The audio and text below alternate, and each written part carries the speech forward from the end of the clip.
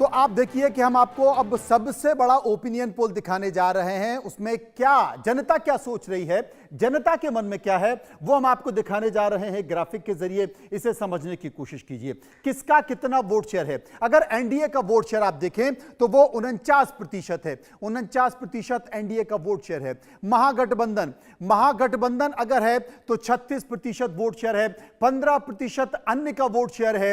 यानी कि किसको कितना वोट शेयर मिलने वाला है इस विधानसभा चुनाव में। इस विधानसभा चुनाव में बिहार के चुनाव पर आप साफ तौर पर देख सकते हैं, यहां पर एनडीए को 49% वोट शेयर मिलने वाला है। तमाम राजनीतिक पार्टियां इसमें बढ़ी हुई हैं। महागठबंधन को 36% वोट शेयर मिलने वाला है। और जिसका जिक्र किया जा रहा है, प्रशांत किशोर और बाकी के जो अन्य छोटे मोटे दल हैं वो यहां पर 15% लेते हुए दिखाई दे रहे हैं। तमाम मुद्दों के जरिए, आरोपों के जरिए ये वोट शेयर हमने आपको दिखाने की कोशिश की। तो कुल मिलाकर बिहार विधानसभा चुनाव का पहला ओपिनियन पोल, और उसमें आईएनएस और मैट्रिक्स का। बड़ी खबर क्या है आपको बता दें, बड़ी खबर यह है कि बिहार विधानसभा चुनाव का जो पहला ओपिनियन पोल है, उस ओपिनियन पोल में एनडीए को बढ़त दिखाई दे रही है।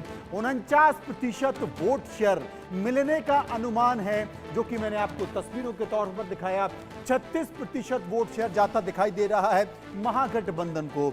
और अन्य जो राजनीतिक दल हैं छोटे मोटे, जिसमें प्रशांत किशोर की पार्टी भी है, वो आप कह सकते हैं कि करीब 15% वोट शेयर उनको जाता हुआ दिखाई दे रहा है। अपने ओपिनियन पोल में हमको दिखाया। तो अब इसके साथ साथ बहुत सारी चीजें, मुद्दे की बात हो गई, प्रचार की बात हो गई। अभी एक अनुमान है जो हम आपको दिखा रहे हैं कि बिहार का रुझान क्या है, बिहार का अनुमान क्या है, ओपिनियन पोल के जरिए, अपने एक सर्वे के जरिए। मेरे साथ तमाम मेहमान जुड़ गए हैं, मैं उनसे विस्तार से चर्चा करूंगा। राकेश पोद्दार मेरे साथ मौजूद हैं, प्रवक्ता बीजेपी हैं। सौरभ मालवीय मेरे साथ मौजूद हैं, राजनीतिक विश्लेषक हैं। प्रेम कुमार वरिष्ठ पत्रकार मेरे साथ मौजूद हैं। सबसे पहले चलेंगे, जल्दी से बात करेंगे सीधे राकेश पोद्दार जी के साथ। राकेश जी, आपकी राय।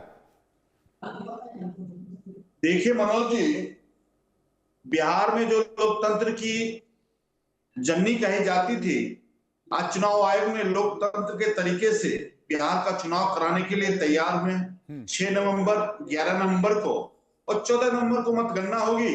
उसके बाद पूर्ण बहुमत की सरकार, भारतीय जनता पार्टी एनडीए की सरकार बनेगी।